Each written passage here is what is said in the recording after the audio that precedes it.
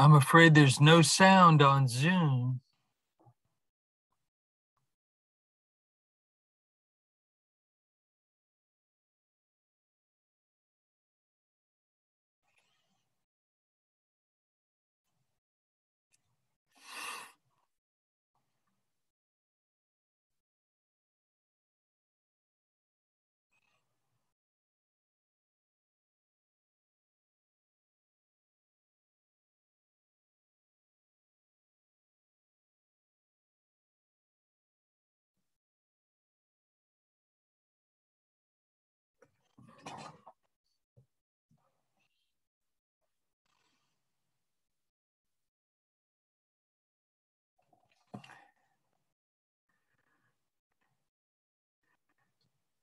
Pat, can you hear me? There's no sound on Zoom.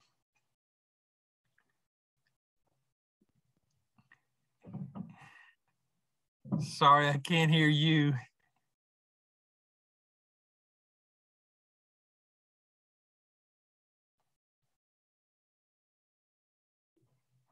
Daniel, I can hear you. Oh, I can hear you now. Whoops, I can hear Laura, I guess. Yeah. I just got on. I mean, I just heard your voice. And so I said something. They said there were two people there, but I couldn't hear anything before you said that. Can you hear me? Yes, I can hear you, but I can't hear Pat Graham or anybody else there in the church. Well, you know what? I have had to do my Esperan 6 multiple times lately, not just for this. Mm-hmm. Before it worked. I don't know how it works in the church. You know, I don't know. Do they have a computer keyboard that they use, or you know? Yeah, I presume they have a laptop hooked up to the TV. I believe that's how it works. Okay. Well, But I'm going to be quiet now. I think they know we can't hear them. I don't know if they can hear us or not, but they might want to start. And yeah.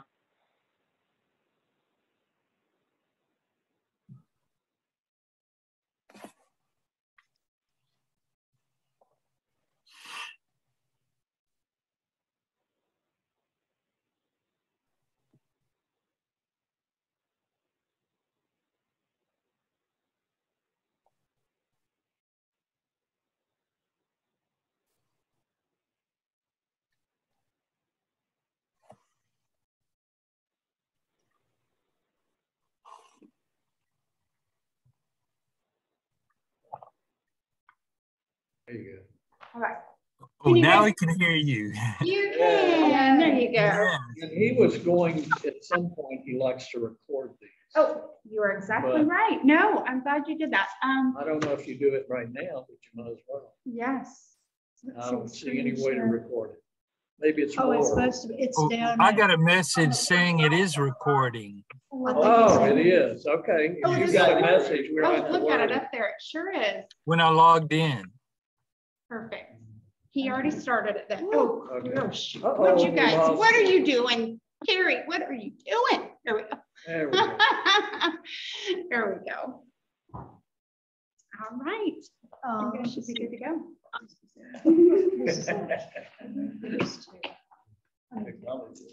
Yeah. Oh, Wasn't that smart? I didn't know if you'd be here or not. well, we didn't know we know we have to be here. Good morning, everyone. We finally have our technology in line and are ready to go. And I see somebody is on the telephone. I'm not sure who that is, but welcome to you too. So we're glad y'all. Laura Branham. Is it Laura? Yeah. Okay. Hey, Laura. Good morning. Good morning. We're glad to have you. 275 is her number. We'll Okay. have to remember. Okay, I'll remember your number now. So let's Yeah, get this is my third Sunday great. to be on the phone. So Great. You can probably change your name if you wanted to, but that's okay. Okay, let's get started. Helen Rose, would you mind to open with a prayer for us? Heavenly Father, we thank you for this beautiful day, and we ask your blessings upon us as we start this time together. We ask that our hearts and minds be open and that we can experience community among us. All this we ask in Jesus' name, amen. I want to recognize that we have a guest here this morning. Tell me your first name. Alex? Alex Montez. He's our preacher today. So he's here with us. We're glad to have you.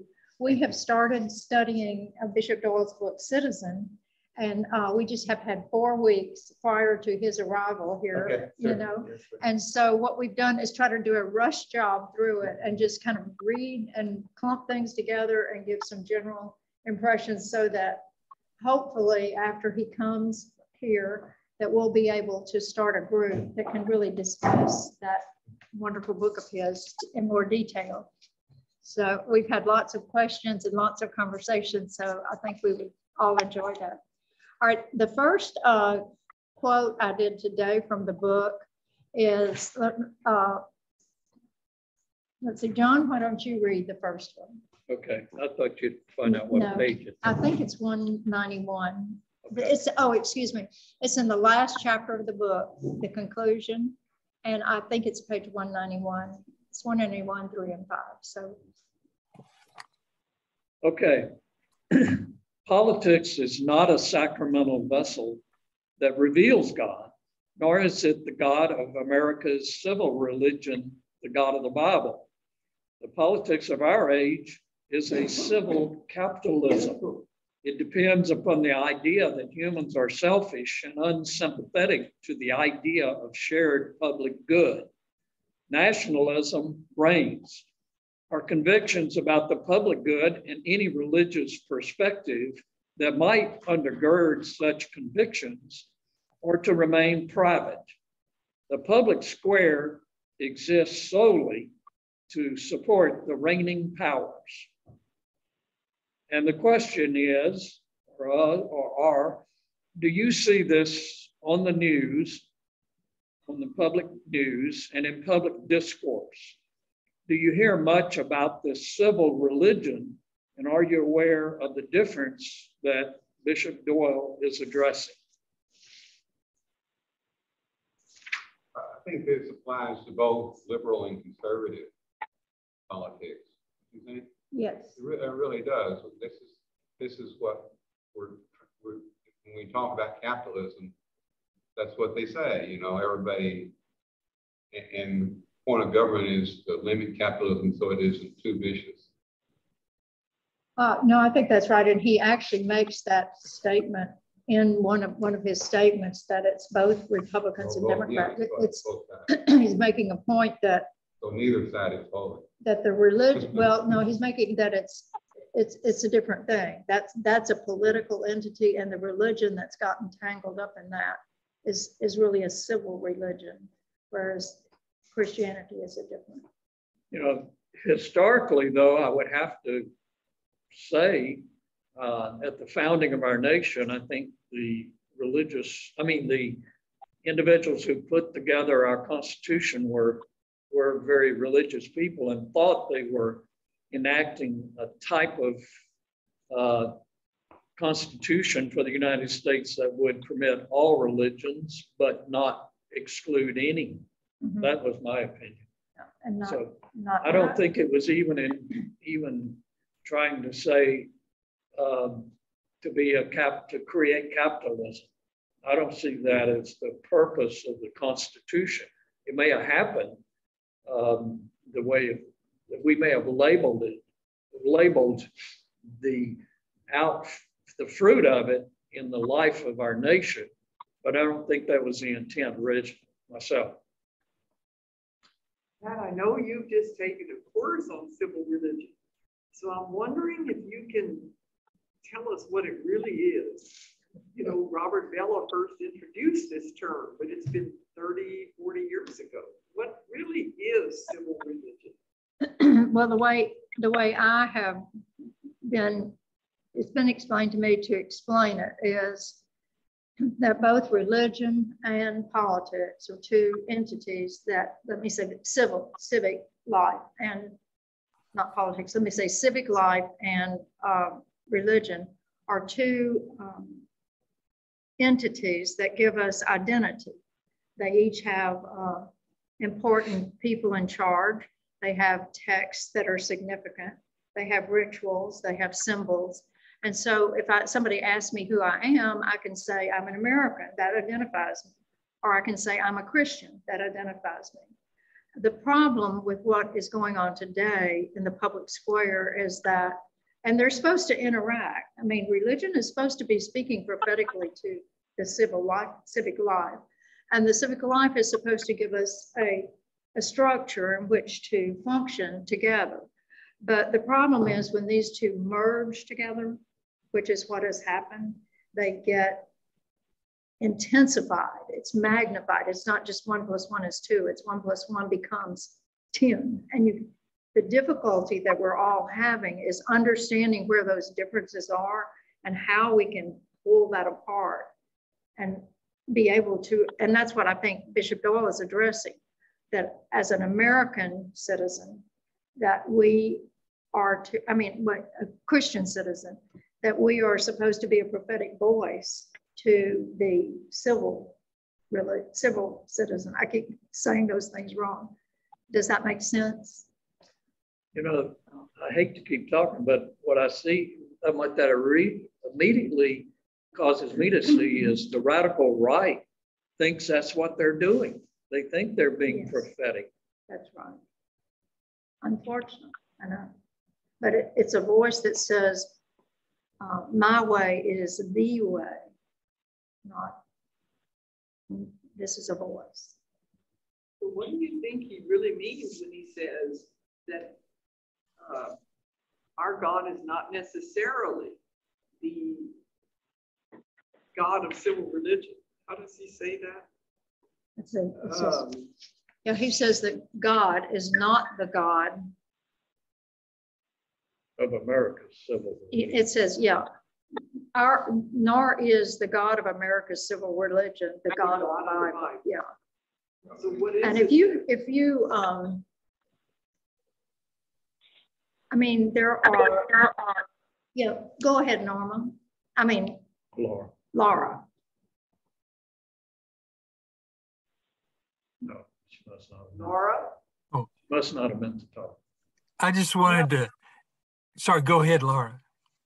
No, I wasn't going to say anything. Sorry. We can't hear you. She wasn't going to say anything. That's what she said. But I'm reminded of a quote from Anne Lamott. about you know that you've made God in your own image when your God hates everyone you hate. and I think that's American civil religion I think, in one way that it differs from the God of the Bible. yeah, that's great. That's a good contribution right there. I think we all have a tendency to do that too. Yeah, right. Yes. Yeah, that's I mean, true. I have my beliefs, and the ones who don't agree, Yeah. they're probably not Christians, or maybe barely Christian. You know? Yeah. Well, we They don't only, agree with me. Well, I think there are a lot of really sincere and genuine Christians who have gotten caught up in this and don't realize what the significance of what they're tangled with. And I think that's what Bishop Doyle is trying to point out. There is a difference, and you know, we're to be Christian citizens, Christians first, and you know, our first allegiance is to the Christians as opposed to civil people. Does that make sense? I'm not saying things well today. no, you said it right. All right, do y'all want to? I'm watching our time so we can get through, because that's why I want to have more conversation about this book later, because we could have lengthy conversations about every single thing he said. Pat, would you read the second question? Sure. What we have is a society of opposites, enemies and compatriots. One side defends our self-subscribed freedoms. The other side defends the administrative oversight of the goods. There is no shared common good. There is no common narrative and no common value. Our common sense civil religion offers no answer to these problems. Instead, it requires patriotic allegiance to a government hostile to relationships that bring about the common good and best life for the individual. It suggests that patriotism, nationalism will unite us. And the question. You need to tell them that you mailed them this, because they're not looking at it. Yes, I will. Do you agree with this description of two sides in our society? Do you hear much talk about common good? Do you agree that it has diminished or even disappeared? Daniel, I want to tell you, I sent you an email with the questions. If you want to catch your email, you can get the questions, and it might be easier to hear. How about everybody else? Oh, I can hear them, but I'll do my email too. Okay, you might send them to Rick and Laura. Sure. All right, so let me repeat the question. Do you agree with this description of the two sides, like the enemies and compatriots in our society? Do you hear talk about common good?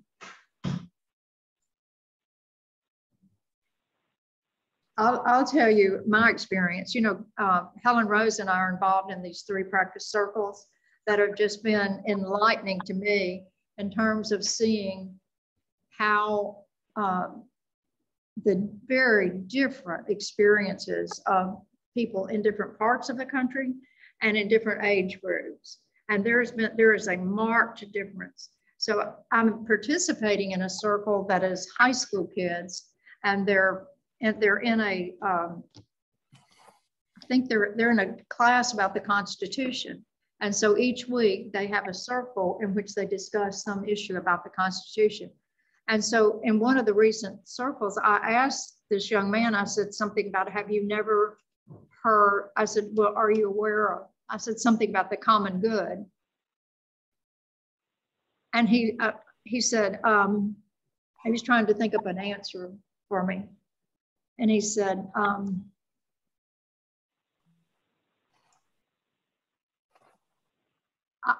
can you give me a definition? He says, I've never heard that one. He's in high school. Now that's disturbing. And so the beauty of this circle that their teacher's giving them is to bring up those very things. And he invites older, you know, adults to come and in this discussion and join in the discussion with them. So I'm not sure what we teach the younger. My kids have, I keep asking if they've had civics. Some of them have for one semester. That's all. I think when we come to conversations of when we disagree, we come with the intention to defend rather than to listen, to hear, and to really understand. And so, you know, we close our ears and close ourselves. I know that I do that myself because I'm already ready to fight because I'm right. So there's no opportunity to open myself up to even thinking that the other person are just trying to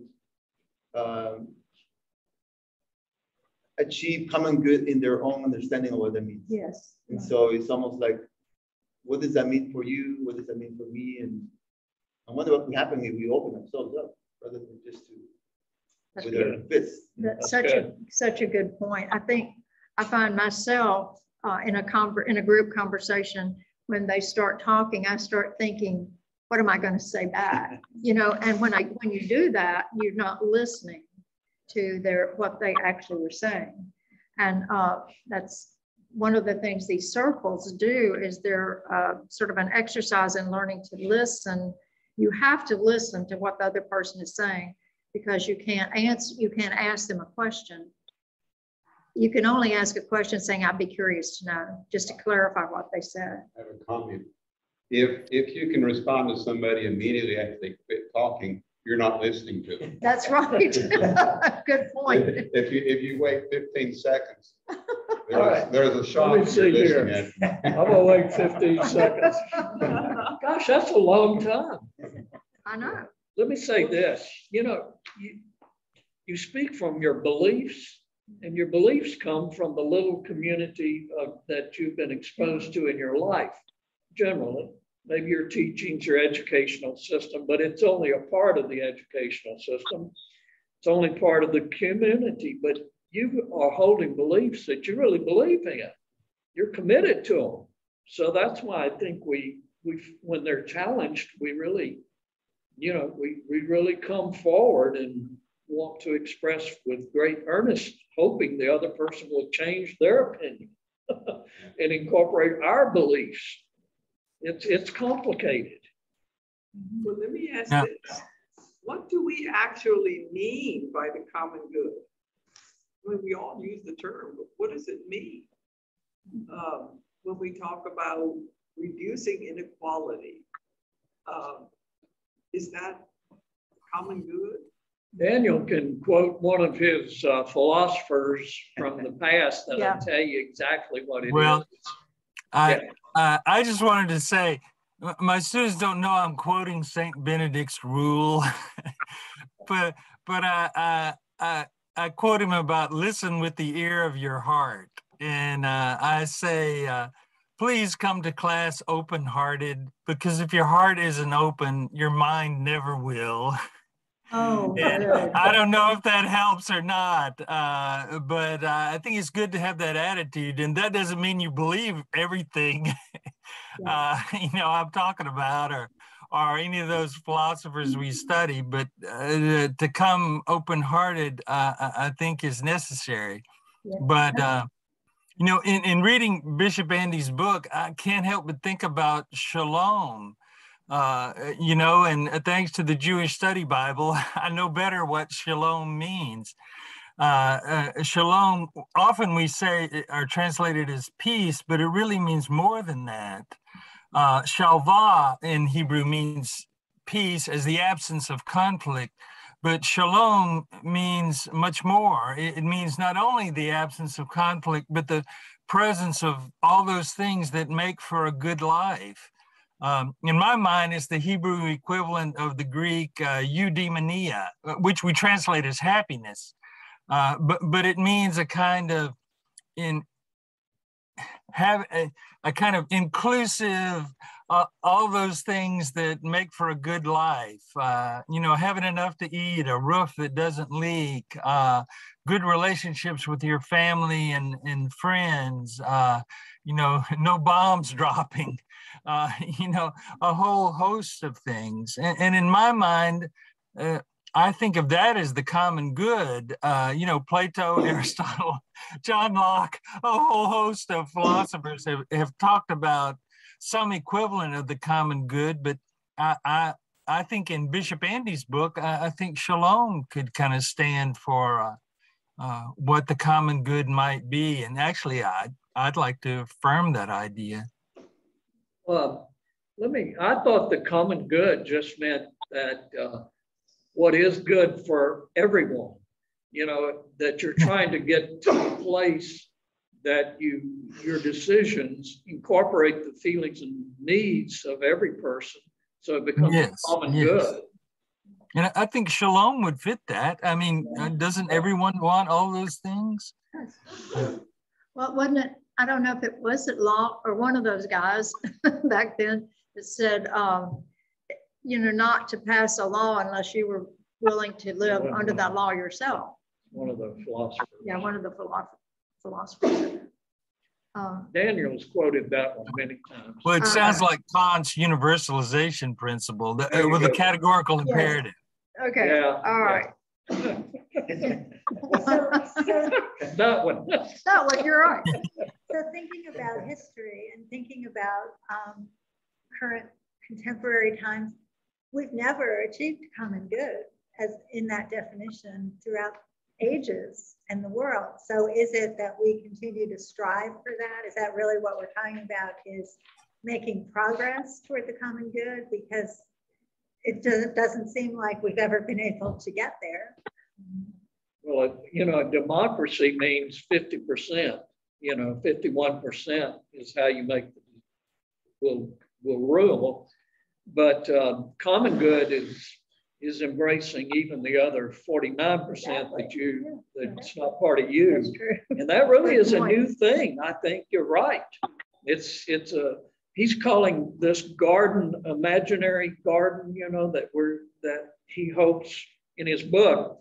It's the imaginary garden, which is really all people. And can we imagine it? You know, can we hold that image in our mind? Is, I think, what he's asking. And then maybe we can actually do it. Well, that is a great point. I've also heard about, I mean, what bothers me a lot is that we've made compromise a bad word. You know, if you compromise, it's like you're denying your faith or something, rather than compromise being a coming together to consider what's good for everyone. So, our time is so limited. This leads us right into the next one. I'll read the next question. Number 3, the gospel offers a different vision of the human community.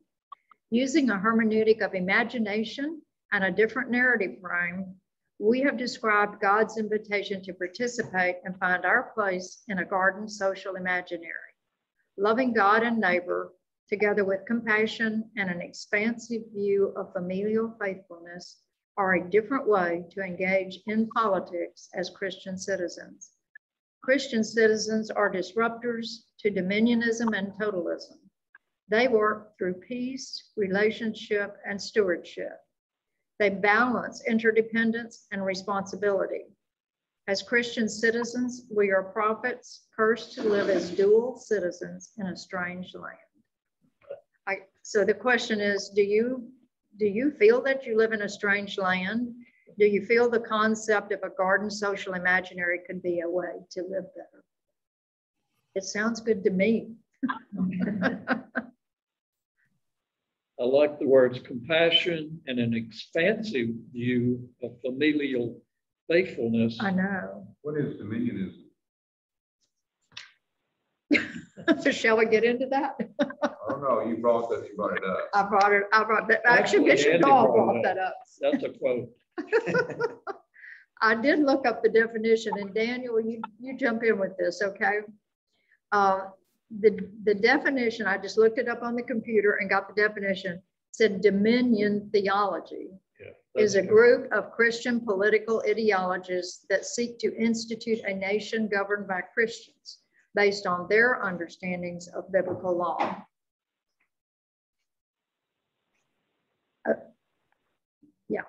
and give to Donald, sir. So, Totalism. okay, and totalism is the principle of complete and unrestricted power in government. So, That's autocracy. in other words, he's not there. It would not be, dominionism would be if Christianity became the national religion of the country. That would be, I would It would take have to be a it. particular type of Christianity. Excuse me? A particular type. Yes, right, a particular type of Christianity, With correct. claims self-sufficiency. Yeah. Absolutely. I didn't see dominionism that way. We had a little conversation coming here. I saw dominionism, anything like if the Republican Party was the only party and could pass all the rules that way, or the Democrat Party was the only party politically in Washington, you know, I think that would be a form of dominionism. And in that case, Christian community could be disruptors, as he says, of that idealism that wants to have its own way. That's what I saw in totalism. You know, but I can agree with Pat, but she found that definition. I'm not sure Well, that's what he meant. I would not have defined it myself as a theology, but it is, you know, Well, we've invented so many new words lately. I have to look everything up. did you look up dominionism, period, Yes. without theology? in Yes, I looked up dominionism, and they had this definition, and they did have some others, I think, Oh, about okay. dominion. there? There we go. But this was, he's referencing theology. I mean, I'm talking about the bishop here. Well, So I think your expanded definition is fine too. I think that's what we would all think. And what I understand Andy's getting at is that we're supposed to be Christian citizens, and we would reject anything that would be total dominion or totalism or something. It's hard to think of Jesus as speaking towards a dominionism, because he never talked like that. No, He never exercised control or that sort of that's thing. what I think. That's what I mean, Doyle is saying. I'm trying to see how how dominionism could be even remotely related to Christianity. Well, it's not. I think that's what he's saying. That's what Bishop Doyle is saying. Certainly isn't, because Right. that's what they had in the Roman Empire. They had the emperor had total control over everything, sort of, as much as they could in those days. Exactly. And yeah. I think Jesus he didn't say could he could be talking about a radical form of Christianity, radical right that is trying to pass certain laws that are in their minds biblical. And he could be talking about that, but I thought he's talking about any kind of dominion that doesn't include everyone, a totalism that leaves out others. Oh, yeah. That makes more sense to me. Those are scary things to me. They are. I think it's a serious. Yeah. Thank you so much for being with us. You tell the bishop we're doing this. All right, I will. Okay. It's I think it is, and I think that's my first question to Bishop Doyle is why did you write this book? You know, what was rising up in you to make you want to write this book? Because I think he was looking at what's going on and saying the church needs to have an answer to this. I mean, the other side of the church needs to have it. It is so difficult to even talk about, because there are good Christians who are involved in the things that sort of are contrary to being a citizen first. I mean, there are good people out there. I just think everybody's confused.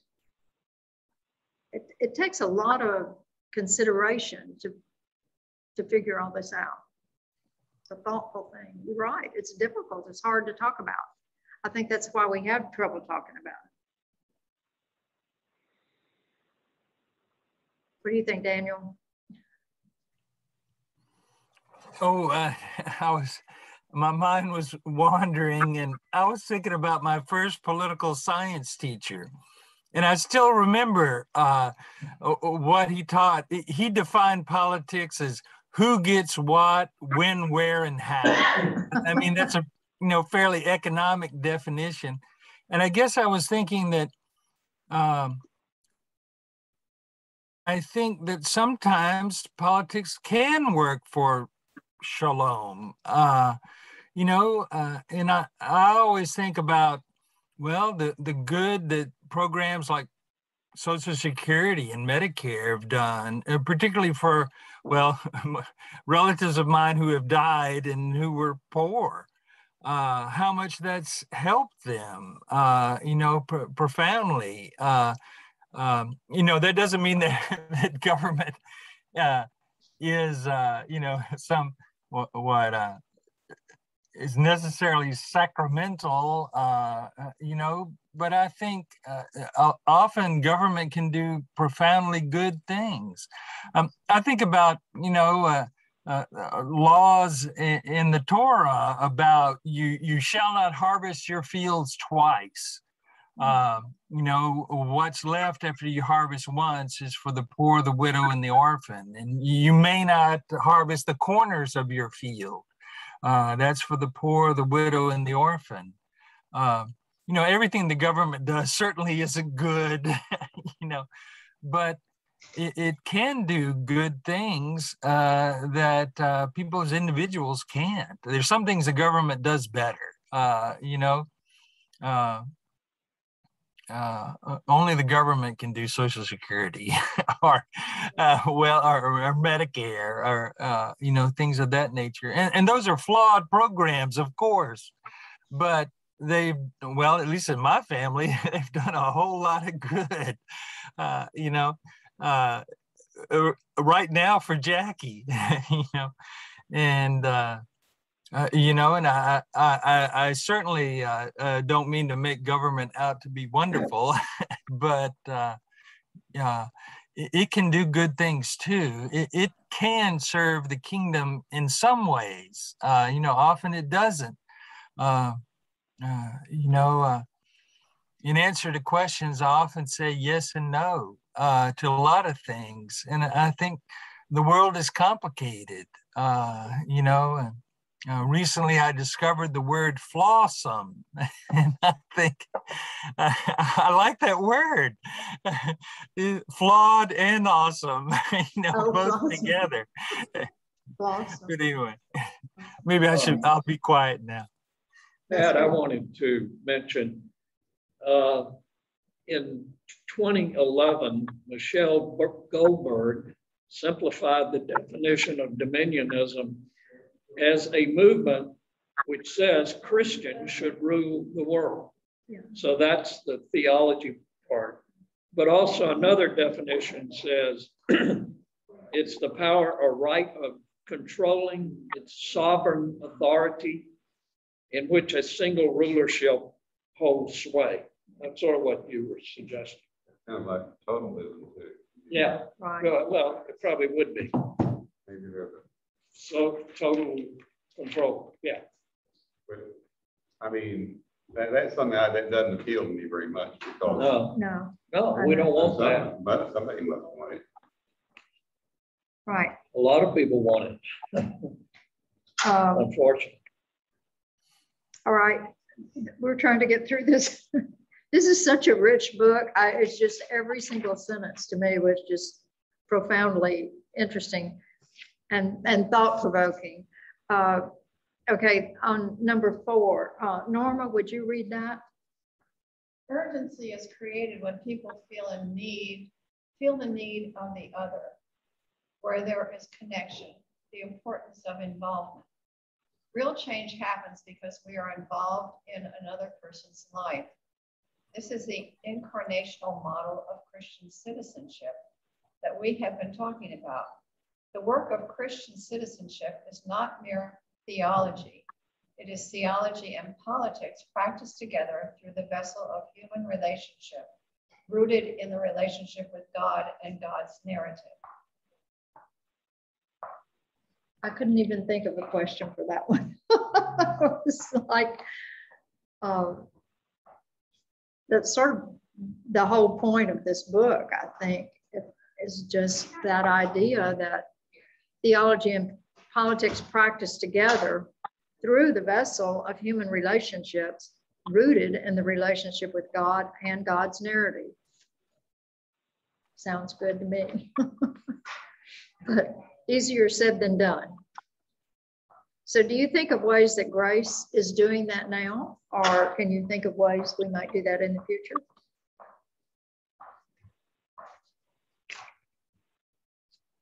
You know, Scott is always talking about the incarnational model. So, well, we're just waking up from quarantine.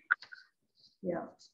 Which has been disastrous, and well, it's been good in one way because we've had a chance to really be still, yeah, and reevaluate our priorities, but also it's separated us from one another, and our life together in community is the most important thing, because we are created to be part of the body of Christ, which means every piece is important. And that we need to learn to value each piece as important. And that we need one another. We really need one another. And I am concerned about how children growing up with all of their machines in front of them, how are they building community? How are they learning to relate to one another? They are relating through these machines, but how does that branch out into the broader world, or feeling a responsibility for the broader world, for the larger family, that we are one family here on earth, one entire family. And I think the environment is going to force us to come to that conclusion, that we are one family and we all need one another drastically. Mm-hmm. Mm-hmm. And but in the meantime, you know, our life together here is about building relationships, because that's what the other life is going to be all about. You know, when we move on to the next world, it'll be about mending relationships, building relationships, because we will all need to be in harmony with one another. Mm-hmm. And the more we can do it now, the better. You know, we need to build, you know, what we were doing yesterday at the retreat, learning how to communicate with one another. And, you know, I think we should have that, you know, twice a year where we can discuss about, you know, the problems we're having in terms of relating to one another, and how do we get through some of those issues, especially when you have people who are so divided. And we have to talk about what media is doing to people to isolate them from one another. Talk about dominion, you know, yes. Certain TV programs, yeah. Certain, you know, stations, they have a mindset that changes people's personalities, right, and separates families. We need to look at those, you know, as Christians, we need to look at those organizations and make statements, you know, say something about what we see as destroying community, destroying relationships. I think it was really interesting. It's great points, Norma. I thought it was really interesting that when they started talking about the Facebook business of late, and that, you know, as long as they had controversial issues or something like that, that's what draws time on TV. That makes screen time and everything. That's what people watch. And so, you know, we're all aware of how divided we are. We did not grow up in a community that was divided like that, but these young people are, and it's amazing to be involved in community with them on these circle things. We did grow up in a very divided community. There was black and there was white. Well, that's true. You know, okay. We did live. Well, that's true. We did. You're right. Okay. We just weren't willing to recognize that. That's exactly right, and that was proof of it right there. And right? Jewish community, the Jews can only live there too. You know, we were very divided. We were a white dominion. We're kind of that way right here. Yeah, speaking of. Well, you know, I Admit it. like the fact that Grace is focusing, always talks about wanting to focus more on outreach. Yes. Because I think that's one way you build community. Yeah. You know, one way is relationships among one another, but another way is, you know, reaching out to people not in the community, I think draws a community together. I would encourage this outreach as much as we can. The time is up, and do I have time to read the final words? Sure. Let's close with this, and this will be our prayer. These are the final words in Bishop Doyle's book. There is no doubt in my mind that Jesus never imagined he was securing a private spiritual faith for the individual through his death and resurrection. I do not believe he had any interest in starting a church with no voice in the public square or at tables at people's homes. He was not an American citizen, but instead he was a part of God's reign.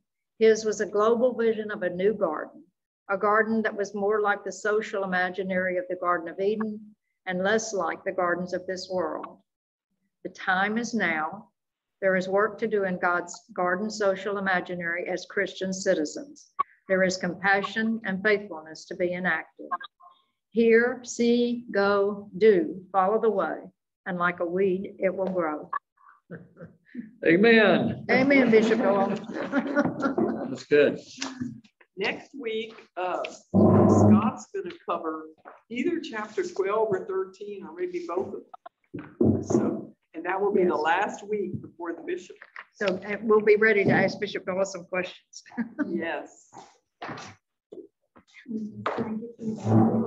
Thanks, Pat. Thanks, everyone. Yeah. Stellar Road. Thank you all for being here. Just sent $100. So they're all in the back of my car. Okay. And then I was going to send an email reminder to everyone who signed up. Yeah, that's good. And so the Main Street address. The Main Street address. And Norman and Robert's son is coming tomorrow to set up the racks. So I'll remind everyone. okay, we should be in order. And is there someone there to see, or what happens when people go to school? There will be somebody to meet them. Yeah, they'll have somebody there to greet them. Okay, I think we're pretty good. Ooh, I'm gonna take my kids out of the sun a little bit. Yeah. Most of us behind us. Glad to be home. This you guys. Feeling much better. Serving this. I'm glad we're able. Oh, we certainly missed you. Nice to be able to get together in person. Yeah. Really encouraged. All good. Great. Thanks Great to see you. Thanks for all the prayers and well wishes. I definitely felt. Oh, yeah, that's good.